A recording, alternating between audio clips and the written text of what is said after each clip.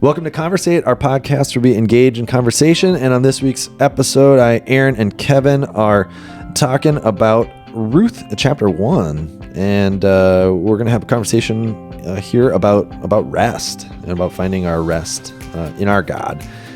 So we'll have practical conversations about this, theological conversations. As always, it's our goal that what you hear us talk about, that you'll find something you can start a faithful conversation with somebody else about. So as always, we hope you enjoy this conversation. Kevin. Morning, Aaron. What's happening? Oof. What's happening today? Oof. Just taking in the white scenery out there. The softly glazed pine trees. Yeah. Outside of your office. Beautiful. It's here, man. I know. I was actually pretty excited. It's going to melt. It'll warm up in November. Yep. Yeah. I bet it will see 70s in November. You think so? I'll take some action on that. You want? Yeah. What do you want to? You want to wager? I'm not a betting man. I'll get you betting by the end of the day. No way. I'm hoping that, I don't know if it has only snowed up here or not. I mean, I'm sure it's snowed other places in the world, but I'm actually going hunting this year. It's been a little since I've been hunting, and a little powder is very helpful, as I understand it, on the hunting grounds. Yeah. So I got a message my hunting chat. What are you going to be hunting? Wabbits. With my skills. With a slingshot? Yeah, exactly. No, deer, hopefully. I have yet to see a deer when I go hunting. Uh-huh. This is in Wisconsin. You gotta stay awake. That's the problem. I have taken naps. So there's probably like 30 deer that trotted by. Oh, I'm very guilty. Very guilty of napping. It's like half the fun. So awesome. Yeah. I don't know if I told this story on here, but it was the year that the year Max was born, my son, who's 9 now. So he was born at the beginning of March, and then hunting is November. So he's whatever that number of months is. Yeah. And he wasn't sleeping very well, and so we were really tired. And the day before opening day, we got like a foot and a half of snow or something. Mm-hmm. So walked out in the woods, in the dark, and as the sun's coming up, I mean, everything's just white. And then all day long, just big, fat, light snow coming down out of the sky. It's the best. And I was bundled up, warm, and I just napped. I napped so well. And then later on in the day, when I saw Abby, she was like, "Did you see any deer?" I was like, "No, but man, I napped well." That wasn't the right thing to say. She just looked at me. She goes, "When do I get to go deer hunting?" And I was like, "I mean, it was a lot of hard work. It was rough." She's like, "I can't put that in the freezer." Oh, did you open your eyelids and the sun was starting to set that day? Pretty much. Oh, it's so peaceful though. It really is. Yeah. It was odd for me the first time I went out. It took me a little bit of time to get used to the peace, if that makes sense. Oh, it's so hard. So quiet. And I'm like, you sit there. I'm like, I've probably been out here for an hour or so. Oh, 7 minutes. Okay. I know, it's just a sign of how, I don't know, distracted of living we live, Yeah. The lack of, I don't know, I've heard studies, even just the lack of boredom.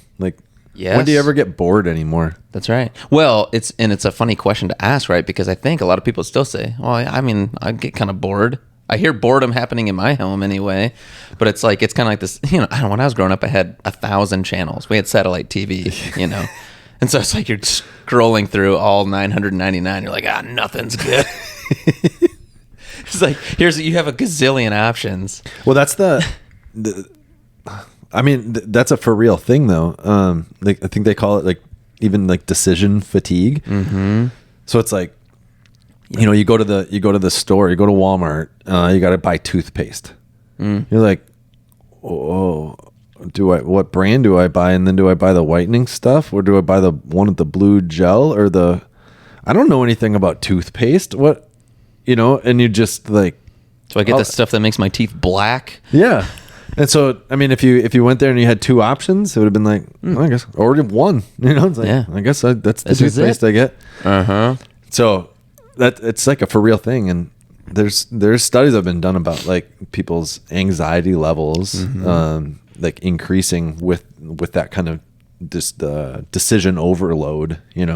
So that's for real stuff. Yeah, and I think, I mean, actually, this is kind of probably tells you more about maybe when you were born than anything else. But like right now, if I, told a story about like losing my phone, like if you checked your pocket just then, if you touched your thigh and you're like, oh yeah, or if I made a little like bleh sound, like would you? I remember when I worked at this company in St. Louis, the logistics company. I mentioned it in the past, and there's like 300 employees, and every now and then you get an email sent to the entire company, and it's like, missing keys or missing phone, right? Yeah. And it was funny to me.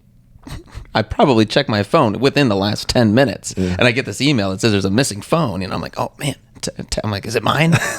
Like, of course it's not yours, you doofus. You just looked at, But yeah, so these things are with us all the time, and we are so used to checking them. Yeah. We're so, conditioned culturally, really, to be uber like responsive and attentive and like getting notifications. We're getting pinged all the time. There's tons of stuff trying to grab our attention. So yeah, when you get onto a space where nothing's doing that quite as loudly, nothing's screaming at you to look at it.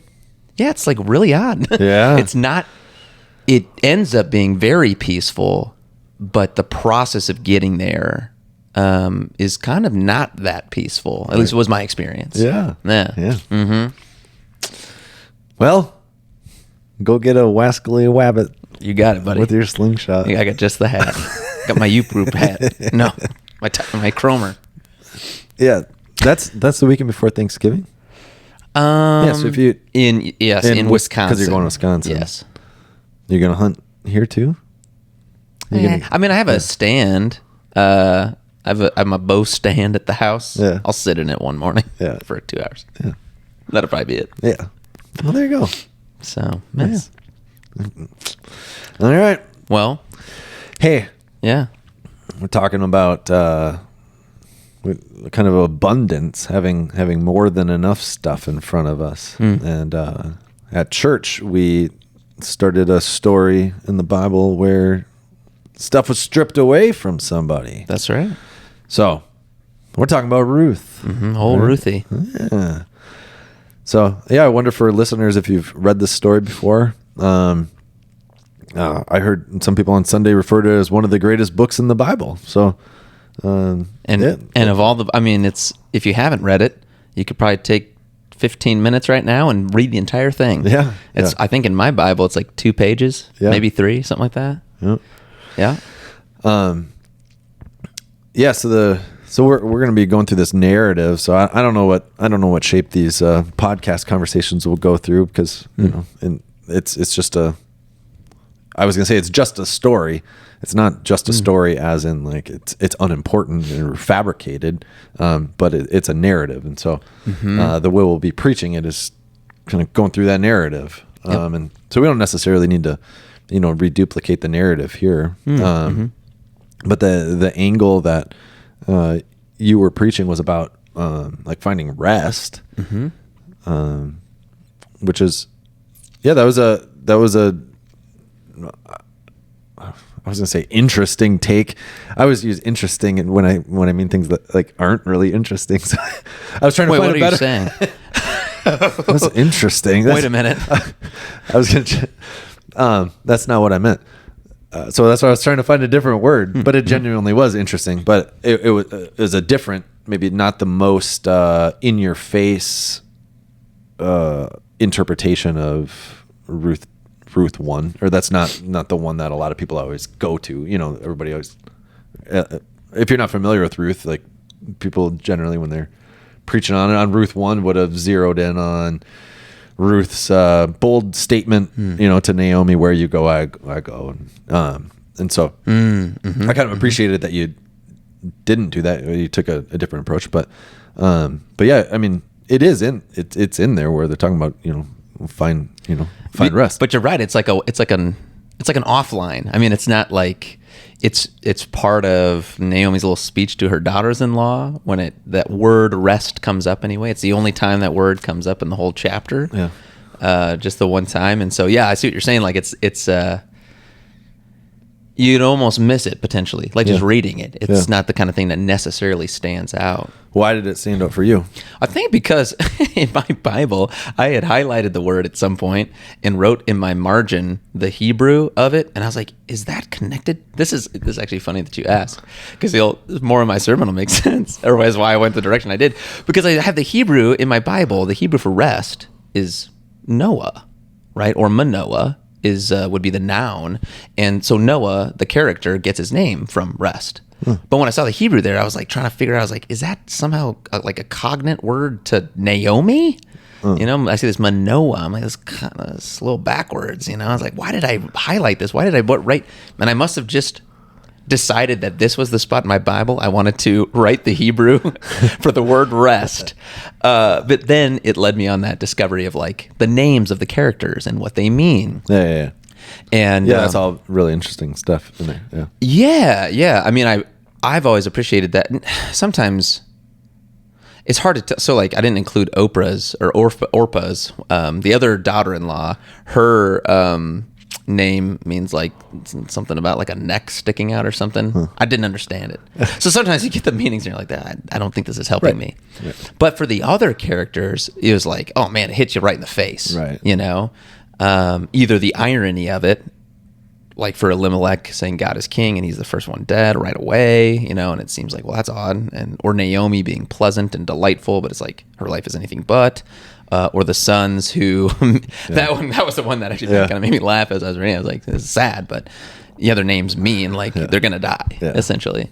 So that's all that to say. It was kind of a random reason why I really honed in on the word rest. But the more I pondered on the story, the more I found that line of Naomi so curious, because again, like it's a curious thing that someone would even say that this is one of the greatest books of the Bible, because the title is the name of a Moabite woman. Yeah. That's just bonkers that would even exist in the canon. And so it is with the story too, right? You would expect, you know, kind of at least the way I think we commonly think. The way we commonly think would be like, it should be like the good, tidy family, God-fearing family that is the ones that are sort of living the right way. And because they do that, people come to honor God, you know? And in the way the story goes, Naomi, who is, you know, would kind of be in the positive light at the beginning of the story. She's part of this Israelite family. She's known in her community, and she's known as this delightful, you know, kind person. She's the one telling her daughters-in-law, don't even come to the land of Judah. Don't even come to the land of my God. Like, go back to your own gods. Yeah. And so that was just really striking to me. Yeah. And I wanted to kind of like zero in on, Naomi's struggle, because I think that's relatable, but then try to figure out like, so, okay, what's the difference here between Naomi and why is this not the book of Naomi? You know, it's the book of Ruth. Yeah. Well, I mean, it'll play out over the next couple of weeks that this is a story about Ruth, but actually it's a lot about Naomi though too, and about her redemption story in all of this as well, and God not forsaking her, or, her family lineage, and all that kind of stuff. So yeah, for sure. Cool. I mean, I think. I know I hope that people that listen to the sermon or hearing us talk now too. This whole idea of rest is, you said in your sermon, it's elusive, right? We talk about deer hunting, you know, go try to just rest for a couple of hours, you know. Just disconnect even from all the things that are, you know, pulling you. It's hard, you know. It's almost foreign, you know. It's foreign for us. I think for most of us, the rest that we get is is at night and our eyes are closed, you know, and so we're not really paying attention. we're not like observing rest. And these days, man, I tell you what, these young people got it tough. Like, seriously, I don't even mean that lightly. Like, and I don't want to make them, you know, I don't want to come down hard on them. That's hard, I think, when you're a young person and you have access to these technologies that we didn't have. If I want to get online, it took like, I'd fall asleep before my computer booted up, you know, the dial-up internet. But just, I know, like, a lot of young people, at least there's a big temptation to like stay up later than is probably good or useful, you know, just for your physical rest. Yeah. So even this, where we get most of our rest, right, at night while our eyes are shut, even that's sort of under attack, if you will. It's something you kind of have to guard, you know? Yeah. But yeah, no, you're saying it's hard. Yeah. I didn't remember that the Hebrew word Noah was for rest, because I guess I always thought Shabbat or Sabbath, but I suppose that one always in our English, because that also means rest, but that probably always just gets translated directly as Sabbath. Yeah, it may. Except for maybe in, it'd be interesting to look like at the command that they're given from God, you know, rest, you know, remember the Sabbath day by keeping it holy. In either, you know, one of the two spots where it's listed, it says because Genesis. On the seventh day.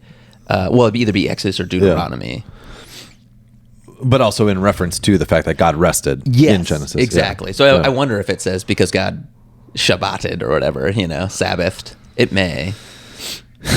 Should we find out? We can. We have the technology. We have this tool all right. that keeps me up at night. Let's see how fast I can dial this thing up. Dun, dun, dun. All right, I'm going to go to Genesis. Chapter 1. And God rests on the seventh day. Let's see. He rested. What word is it? Shabbat. Genesis 2. Yeah. So that's Sabbath. All right. Yeah. That's all. Well, I figure, I mean, might as well mention it here too. Like, we'll be talking about it as a congregation, but this whole idea of like finding rest. I'm actually going to be doing this. Well, next summer is the plan to take a 3-month sabbatical. It's called. A lot of people in the academic world, I think, are familiar with this. Supposedly, I was talking to somebody who was a professor at a secular university, and he was saying like that's like the only Christian thing that's recognized at or a Jewish thing, a scriptural thing recognized at a secular institution, you know. Sure. So yeah, because the whole idea of like a Sabbath rest, like for a long period of time, that's very biblical. But so in our in our district, at least, our district has recommended that pastors in the district should take a 3-month sabbatical every 7 years. And so I've been a pastor for 13 and I've never taken one. So I've been working with the board of directors here and elders and stuff, and I'm trying to formulate a plan to make that happen next summer. So I think it's pretty sure it's happening as long as we get all the ducks in a row and stuff. But that'll be an interesting experience. Interesting in the way that I in the way that you like to use interesting. Yeah, I mean, just I think I don't know what it'll be like. 'Cause I've never done it. I'm sure there will be a lot of the like that feeling, you know, when you go home for the summer from school or whatever, and you're like, is there something I'm supposed to be doing? You know, you're like, I don't know. There's not. You know that feeling? You remember that? I remember doing that. That's hard for me to remember. I was always working at the grocery store. I had plenty of summers where I did nothing. That's not true. I played organ at church. That's right. Wait, on the Sabbath day? It's the only day I wasn't. No, I mean, I had plenty of time doing nothing as well in my summers. Don't you worry about that. Yeah. But we're gonna have a lot of good family time, and I'm gonna do some study and travel and that kind of stuff. But it won't be the regular day-to-day work stuff. So, and it's intentional to. I think something happens, where you just get refreshed, when you take a step out of what the regular and the ordinary is. Hopefully to find that ultimate rest in Jesus. Right. That's right. That's right. Well, and I think it's worthy to kind of circle back to that idea too, and just, to recognize that, it's a really unique thing that's the kind of God that we have. A God who creates rest for us and wants us to rest, and actually a God who you can approach in a place of rest. Because that's kind of the gospel message, right? Is that it's not about our striving, but that's so hammered deep into us. And that's kind of the way everything else works, right? Like, for sure. I'm not going to get athletic by not going to the gym, as much as I want to just rest, it won't produce, something in me. Any of the skills and abilities I want to work on, like, I'll have to put in the work. But when it comes to our relationship with God, are there things that I can do to like receive God? Like, are there practices I can put into place to help me fill up my cup from Him? Absolutely. But it's not about my value to God is not placed in what I do. It's just in who I am. You know? Yeah.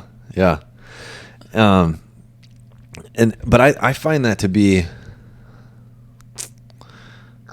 so freeing and so humbling, right? That my greatest need, my greatest thing that I need, this gift of forgiveness in life, which I think if anybody's just the fact of life, it's just given to me. It's just given to me. It's just given to me. Like that just strips away all my pride. It has to. And then therefore all the striving that I do, I think actually becomes more meaningful because I'm not doing it to justify my own existence. Yeah.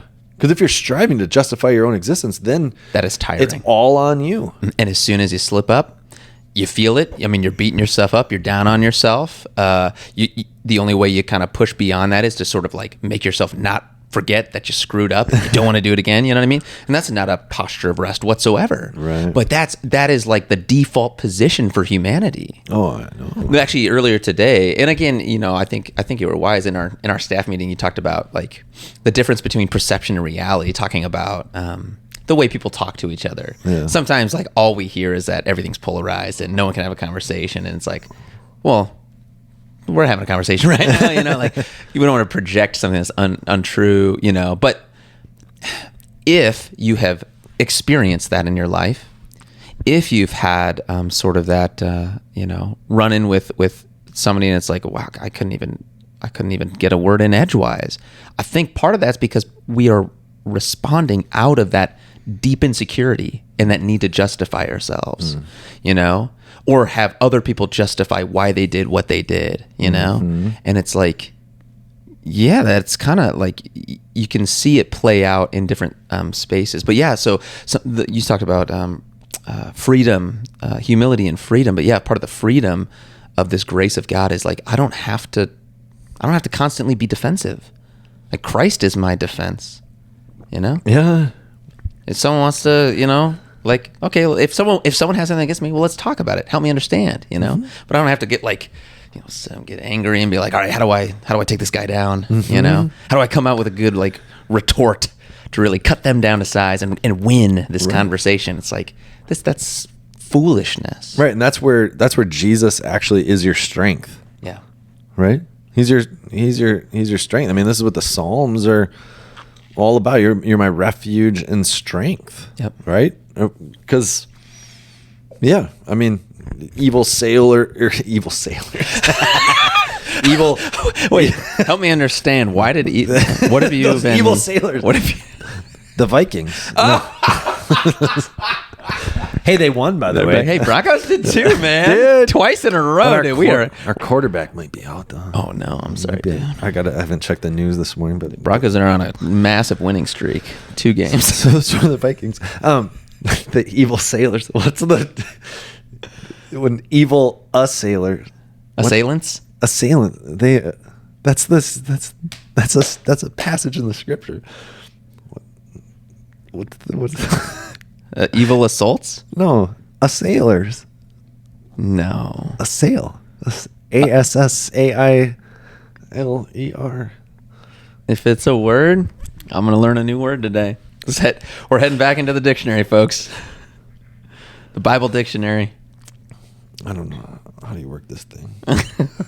Your guess is I was going to say as good as mine. Your guess is honestly better. This is a humbling thing for me. See, as a young... Assailed me. Oh, assailed. Yeah, assailed. Uh-huh. That's what I'm saying. Yeah. I don't know about a sailor, but... This is the one that I was trying to quote. I hit it. When evildoers assail me to eat up my flesh, and adversaries and foes, it is they who stumble and fall. Psalm 27:2. Yes. That's what I was trying to quote, but we got thrown off when I said the evil sailors. Which sounds like an awesome... That's a book you need to write. A great children's story. When evildoers assail me. Yeah. No, that's right. Yeah, I mean, like very practical. You know, sometimes you read the Bible and it's kind of like, well, what's this archaic message? What are you trying to tell me, Bible? Give it to me straight. But I think, yeah, great way to contextualize that for us today. Someone's criticizing you, like someone's like just trying to prove you wrong or like make you be a fool or something. Like, don't get all razzle-dazzled up about it. Yeah. Be calm, be cool, be collected. Because what they say... That's not what defines you. Right. What God says defines you. Right. And you'll be able to think more clearly. You'll be able to articulate better when you're not getting in a huff. And honestly, so I think part of the challenge, though, is in the moment, you might feel like you're losing. You know what I mean? Oh, yeah. It might seem that way because people respond when people are like really emotive, you know, and like raise their voices and like, you know, say clever jokes to make you look dumb. But I think a wise word will resound, you know, like in the hearts of people who at least are open to hear it. Like it'll be a lasting word. Foolish talk it'll go away. Yeah. You know? Mm-hmm. Yeah. Yeah. I mean, on Sunday, we celebrated the Reformation Day as well. The 506th anniversary. We figured out, we did the math of the Reformation. That's of right. The European Reformation. And it's interesting when you study the history of that too. I mean, like, you know, we sang the hymn "A Mighty Fortress Is Our God," and I've been to the castle in Germany where Luther wrote this hymn, you know, and it's right on the Wartburg Castle, you know, right on the edge of this cliff, just, you know, massive castle and stuff. And so when you think of like God being a refuge and strength or a mighty fortress, like we can picture these kinds of things and how we would construct it and all this stuff. And, you know, Even probably how you feel within it. You're kind of like, man, this is impenetrable. Yeah. I mean, Jesus is our mighty fortress. And he died, you know, so the way strength, the way God presents, sure, he's the Lord God of Sabaoth, which means the God of, you know, angels, armies. And so he is the big, strong God, but the way that strength is often executed in our daily living is through, I think through humility, through the ways that the world wouldn't do it or recognize it, you know. And that's why, you know, Paul will talk about the cross is foolishness for those who are perishing, but for us who are being saved, it's the power of God, right? So, and that's precisely where, though I didn't really make it the focus of the sermon, like that was kind of, I hope that came through as like the key verse is really, it is that line, where you go, I'll go. Yeah. Where you dwell, I'll dwell. Your people be my people, and your God, my God. And Ruth is this character that, she's not slamming Naomi, she's not grilling her with questions like Job's friends, you know. Yeah. Why are you being so bitter, Naomi? Go back to, no, she's humble. She really is humble. Yeah. And she's also giving up her life by going Totally. to be with Naomi, you know. But what her strength, whether, I don't know how much Ruth knew it or not. It's so strange, but like, that is the power. It's Jesus, right? It's the power of, what he worked for us and his cross by his sacrificial death. That's why she gets to be one of his great grandmas. That's right. Spoiler for week 5. I might not have done the right number of greats there. It's pretty great. Whatever the number is, it's really great. Definitely great grandma of King David, though. That's right. Yeah. So there you go. Hey, good chat, and we'll be back next week, right? Sounds good, buddy. Rest well. All right, you too. Peace.